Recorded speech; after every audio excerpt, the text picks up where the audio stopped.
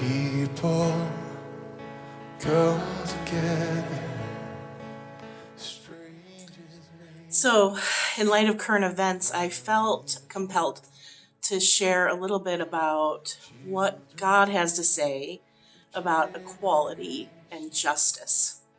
And starting with equality, you don't have to look very far into Scripture to see what God thinks about his people, about humanity. In fact, it's found in the very first book of the Bible, in the very first chapter.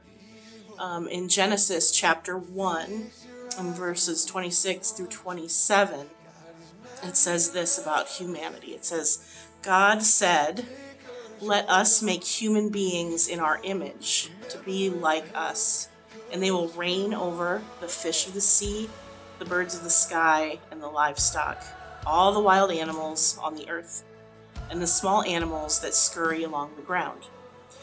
So God created human beings in his image. In the image of God, he created them, male and female, he created them. And see, so right from the very beginning, we see God created human beings to bear his image here on earth.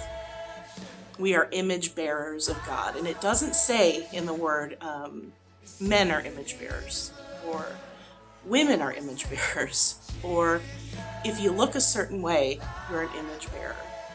No. It says all of humanity, his people, were created in God's image. It doesn't matter who you are. It doesn't matter where you came from. It doesn't matter how much is in your bank account. It doesn't matter what you look like. We're all created in God's image. There's this hip-hop artist I like. His name's Propaganda, or goes by the name Propaganda. And when he talks about, in one of his songs, about how we're created in God's image, our Father's image, he says, "You have your daddy's eyes." And I love that. We all have that. So, what does that mean for us? Well, I hope what that means for us is that when we look in the eyes of somebody next to us, we can see them as a creation. We see them as having equal value because they are created to bear the image of God. Everyone is created to be an image bearer of their Creator. And also leads me to talk about justice in God's kingdom. And we see throughout the scriptures that God is a just God. He seeks to serve evil with justice. And in Luke chapter 18, verses 1 through 8, we can see a little bit about our part in justice and what God has to say about serving justice. It says, one day, Jesus told his disciples a story to show that they should always pray and never give up. There was a judge in a certain city, he said, who neither feared God nor cared about people. And a widow of that city came to him repeatedly, saying, "Give me justice in this dispute with my enemy." And the judge ignored her for a while. But finally he said to himself, "I don't fear God or care about people, but this woman is driving me crazy. I'm going to see that she gets justice because she's wearing me out with her constant requests." And then the Lord said, "Learn a lesson from this unjust judge. Even he rendered a just decision in the end.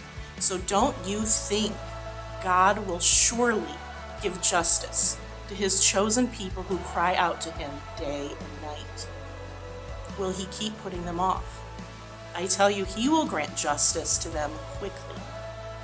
But when the Son of Man returns, how many will he find on earth who have faith?" So we learn a couple things from this about justice. We learn this from Jesus. The first part in seeking justice for others is persistence. Persistence in prayer and persistence in advocating. And second, that God will certainly bring justice for those to his people who are crying out to him for help. He will not put his people off. Jesus said he will certainly not put his people off. God is the one who will grant justice. At the end of this passage, though, Jesus asks a really interesting question. He says, when he returns, but when I return, how many will I find that have faith?